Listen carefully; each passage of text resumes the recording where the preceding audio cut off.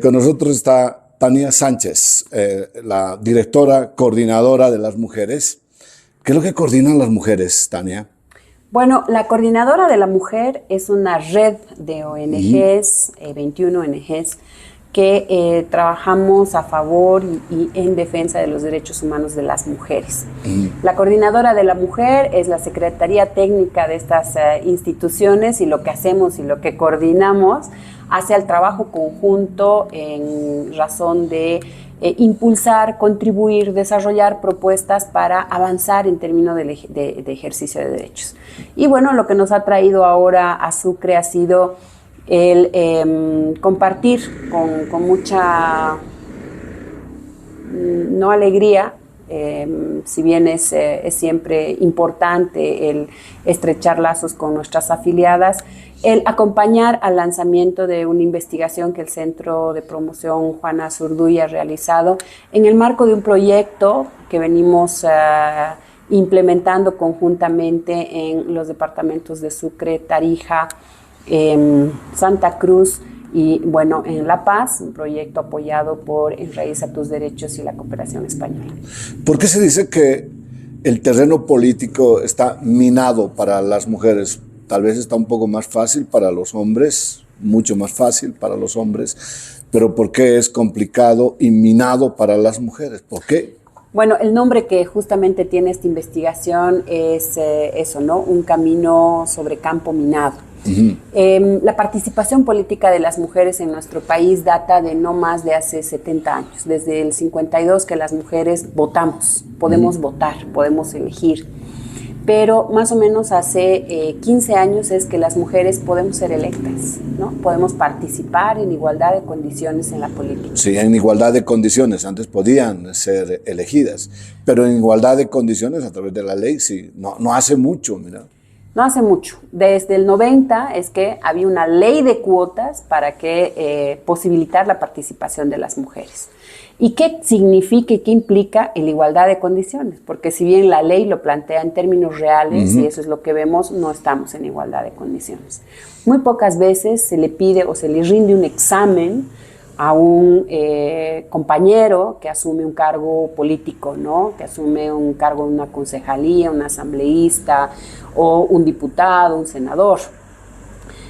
A él no se le dice que primero tiene que dejar cocinado, planchado, que tiene que ver los niños, que tiene que ver primero la sostenibilidad de la vida de su familia. Nunca se le cuestiona, por ejemplo, si es que, o se le pregunta si es que vio que los niños o su familia, su entorno familiar está bien. A una mujer, en cambio, una mujer que asume un cargo de decisión, no necesariamente entra en las mismas condiciones. Ella no puede dejar la responsabilidad de la casa si es que es una mujer en pareja. Y si es soltera, normalmente se le dice, ¿y qué cosa haces? ¿Y por qué? Siempre se la administra, ¿no? Vas a tener cuidado, no hasta tarde. O si es que está, ¿qué habrá hecho para que esté ahí? Jamás a un compañero se le dice, bueno, ¿qué habrá hecho? O pensamos en otro sentido. Y bueno, todos estos aspectos hacen que el ejercicio político, la participación en democracia de las mujeres se complique. Si bien en los últimos años, y bueno, hace 10 años que Bolivia ha sido ejemplo en el mundo, todavía lo es, ya no somos el primer país, sin embargo, en tener paridad y alternancia política en los cargos electos. Sí, pero si me permites el capítulo del antes, o sea, llegar al terreno político, llegar a la mesa, a un curul, es complicado, es difícil, ¿no?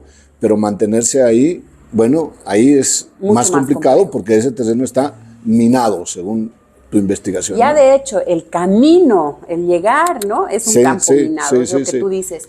Difícilmente, y es muy complejo el que las mujeres lleguen ahí. La ley obliga ahora a los partidos políticos a que deben tener una representación paritaria, ¿no? Y en alternancia política. Si no fuese la ley, y bueno, lo hemos visto, si no hubiese sido la ley del 93 que te decía que al menos el 30% debían ser candidatas, no se cumplía. Muchas veces hemos tenido travestis, se decía, ¿no? En las listas. En el norte potosino, me acuerdo, en el norte potosino, Colquechaca, creo que fue el ejemplo, se cambiaron de nombres, ¿no? De Juan a Juana para poder cumplir con el 30%, que era de inicio, no era 50% de inicio. Sí, de inicio era 30%. El 30%, entonces así se dieron modos para, no sé, hacerse al Maradona, hacerse al Messi, hacerle un poco la cachana, hacerle la gambeta a la ley. Por eso te digo que es más difícil y tú lo sostienes, o sea que es más difícil llegar, ¿no? Sí, eso, y porque además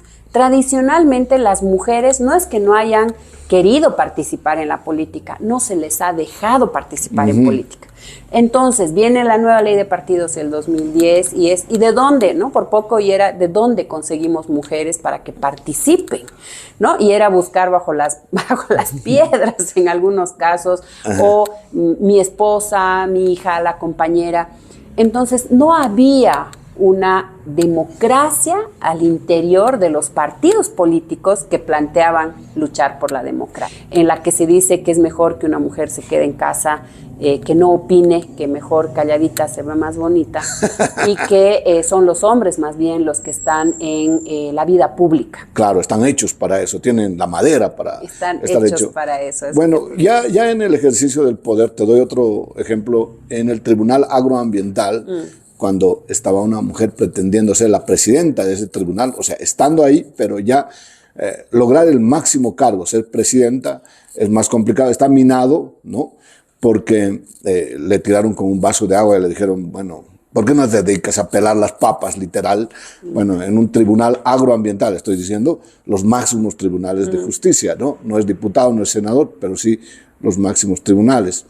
Qué complicado, qué minado el terreno, ¿no? Sí, complejo porque no se acepta, lamentablemente todavía no se acepta que una mujer pueda estar en esos espacios. ¿Por qué? Porque hay una estructura patriarcal y una mentalidad también estereotipada que dice cómo una mujer va a poder, el ejemplo que tú dices, ¿no? Dirigir lo que es el tribunal agroambiental o dirigir un espacio, o ser gobernadora, o ser alcaldesa, o esperemos que pronto tengamos una mujer como presidenta, como ya en Latinoamérica han habido ya experiencias, ¿no? Sí, pero ese terreno es explosivo si está sembrado de minas, ¿no? Una mujer fue asesinada, otra mujer le quitaron el curul, le hicieron renunciar. ¿Eso es un acoso? Sí, eso es acoso y violencia política, y no una mujer, ¿no? No una, ya son 1000 mujeres en el país con denuncias sentadas en los últimos 10 años de la ley. ¿Denuncias de qué tipo? Han presentado denuncias en torno a sufrir violencia y acoso político en el marco de su gestión, de las acciones que debiera hacer como autoridad electa. O sea, 1000 mujeres presionadas para renunciar. No solo para renunciar, hay muchísimas más que son presionadas para renunciar. 1000 mujeres que han denunciado en el transcurso de la ley 243, porque con la Constitución política avanzamos en decir que debía haber paridad y alternancia política. Eso implicó reformar la ley de partidos y la ley orgánica también electoral, ¿no? Parte de eso fue, y por eso es que las 2 últimas gestiones tenemos y hemos votado el momento de ir a votar por un hombre y una mujer, ¿no? Y tenemos 50-50 relativamente de representación masculina y femenina. Pero conjuntamente con eso ha venido un fenómeno que es el ejercicio de la violencia política, el que renuncia al cargo, ¿no? Elegimos, hacemos que en las listas estén, pero una vez que estén, hacemos que renuncien para que entre ¿quién? El suplente, que es un hombre. Que es un hombre, ¿no? Entonces, ¿cómo se refleja y cuál es el ejercicio de la violencia? De hecho, la ley de violencia y acoso, en contra de la violencia y acoso político, se venía discutiendo antes incluso de la Constitución Política del Estado, impulsada por la Asociación de Concejalas y Alcaldesas de Bolivia, ACOBOL. ¿Por qué? Porque ya había una participación de mujeres que igual estaban en un campo minado, ¿no? Y no habían mecanismos, instrumentos que vaya y que defienda sus casos, porque era, no, está exagerando. O prácticas, por ejemplo, en torno a quiénes, ¿no? Debieras estar calificado, calificada con ciertos temas para ejercer ese cargo. Entonces, pasa que a la vez que ha ido incrementándose la participación de las mujeres, se ha ido incrementando casos de violencia y acoso político. Por un lado, ¿por qué? Porque mujeres indígenas, cada vez más mujeres indígenas han entrado a esta arena, mujeres que no necesariamente tienen estudios superiores, lo mismo que dirigentes, hombres que han entrado, pero que se les exige, ¿no? Y cómo se manifiesta la violencia y el acoso político. Muchísimas veces se las intimida, por ejemplo, a compañeras que en la lectoescritura tienen alguna deficiencia y demás, se las pone específicamente como secretaria de actas, ¿no? O se hace alusión a su vestimenta, a cómo está, a si sabe, no sabe, y prioritariamente también, ¿por qué? Porque las mujeres fiscalizamos. Una atribución que tienen concejalas, asambleístas departamentales, diputadas nacionales, consejo, todo lo que es el legislativo de nuestras instancias, fiscaliza, ¿no? Debe fiscalizar al Ejecutivo, decir y pedir cuentas. ¿Se está haciendo bien? ¿Se está gastando esa platita que tenemos todos y todas? Porque al final son recursos para el desarrollo de los y las ciudadanas. ¿Se está gastando bien o no? La investigación y las investigaciones que estamos desarrollando y que se han desarrollado evidencian efectivamente que un importante número de mujeres que han sido acosadas, violentadas políticamente es porque ellas están fiscalizando, porque se niegan a transar, porque denuncian, porque al final quieren aprender, quieren ejercer ese rol, ¿no? Entonces, ahí se ven casos en las que, por ejemplo, se las obliga a renunciar. De hecho, la ley 243 se aprueba por la muerte de una concejala, Juana Quispe, porque estaba ejerciendo su rol de fiscalización, al punto que incluso su familia estaba amenazada y ella ha perdido la vida por eso, ¿no? Bueno, pongo un ejemplo. Aquí en Sucre, Chuquisaca, la Asamblea Legislativa Departamental está dirigida por una mujer, Caterina Obando, ¿no? Es un ejemplo. Y el Consejo Municipal, que también es fiscalizador, está dirigido por una mujer, ¿no? Ella es Yolanda Barrios. Entonces, bueno, se configura ahí un poco tu investigación, ¿no? Pongo de ejemplo un caso, ¿no? Un caso de investigación. Sí. Bueno, de hecho, en la investigación que se ha desarrollado por el Centro Juanas, se ha visto que en Sucre han habido en total, entre la gestión 2015 y 2021, 14 denuncias de violencia y acoso a concejalas y en un caso asambleísta, ¿no? Chuquisaca. En Chuquisaca, departamento Chuquisaca, ¿no? De estos casos, 3 han sido resueltos por vía administrativa y el restante de los casos no han sido solucionados y son prioritariamente de municipios rurales del departamento de Sucre, ¿no? De los 29 municipios de Chuquisaca, porque esta investigación hace a Chuquisaca. Estamos haciendo una investigación del nivel nacional, vamos a presentar pronto los datos. Bueno. Lo que pasa es que está bien, se denunciaron, hay 1000 casos, 1000 denuncias. ¿Cómo van las investigaciones? Porque, no hay sentencias.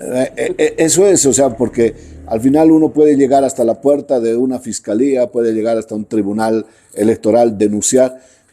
¿Cómo se ha investigado? ¿Hay sentencias? Ya me anticipabas algo.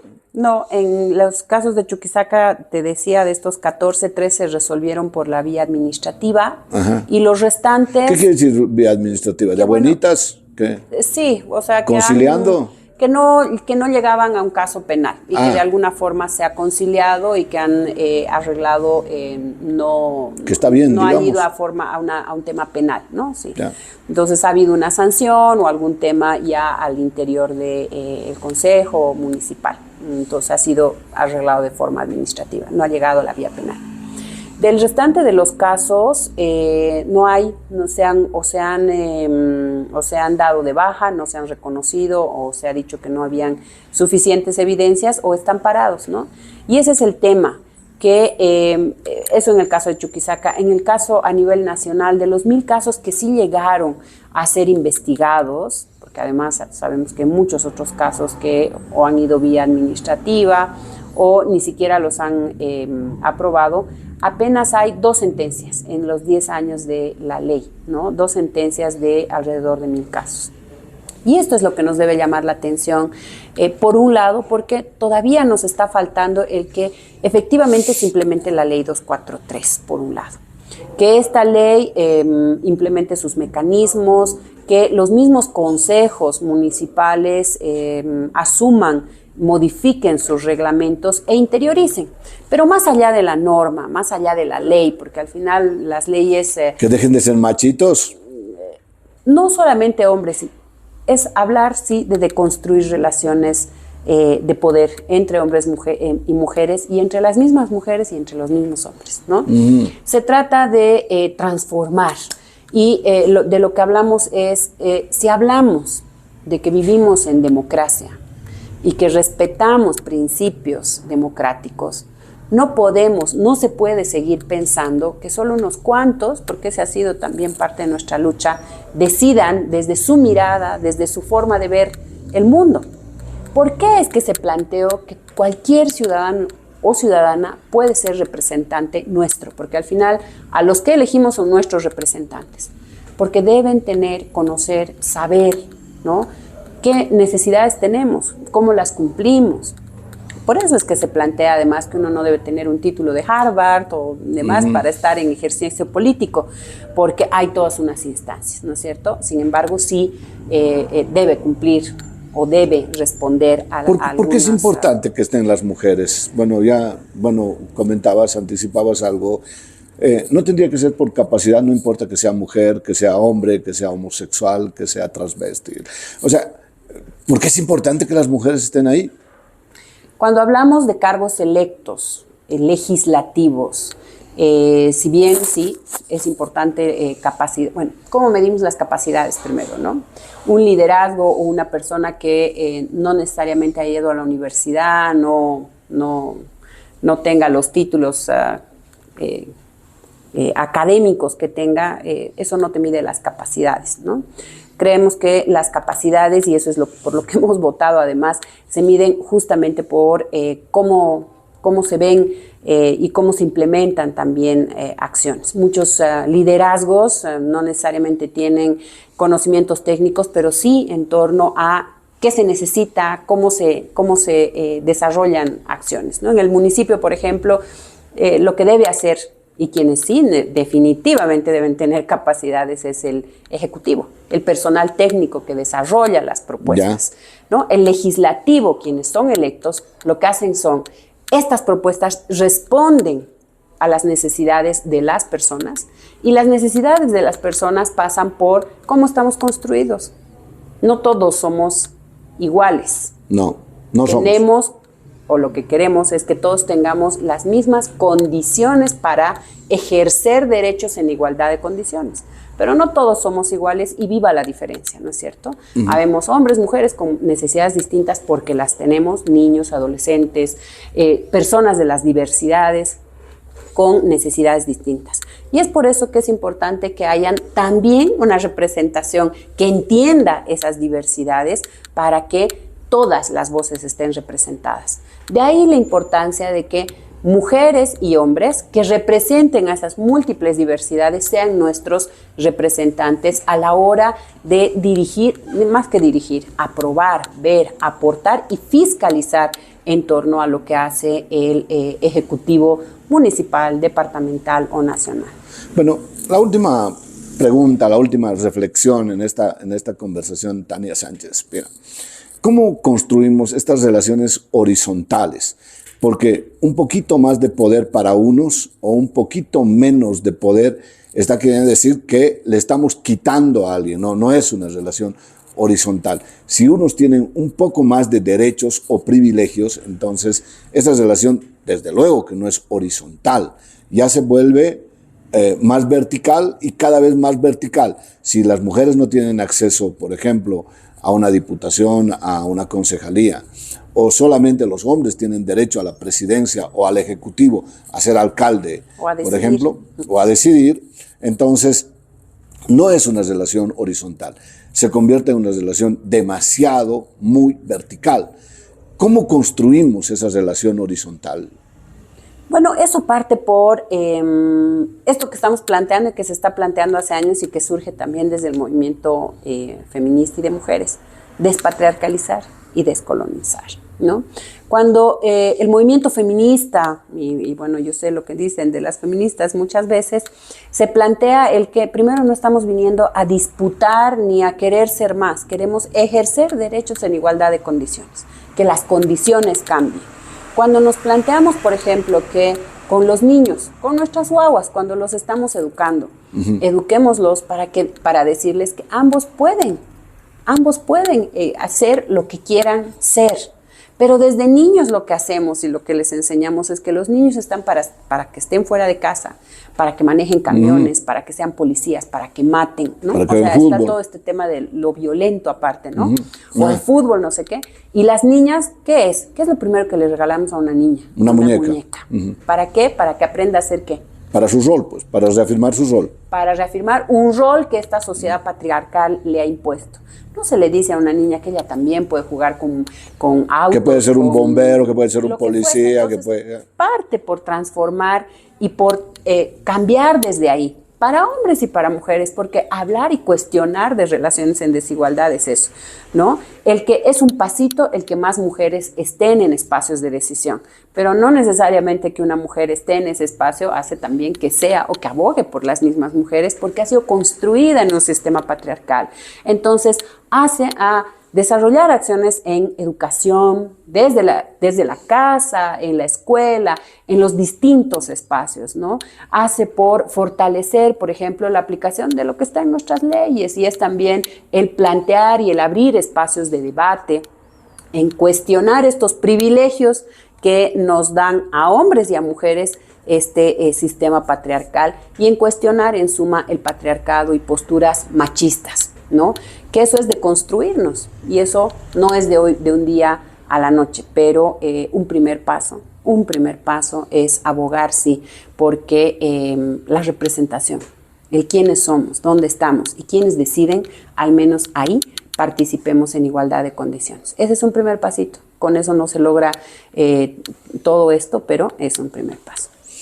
Te agradezco mucho este tiempo, Tania, por vincularte con nuestra audiencia. Ha sido bastante gentil y muchas gracias, siempre bienvenida. Agradecerte a ti y lo último, solo decir que nuestra democracia gana si las voces de todos y todas están presentes. Gracias.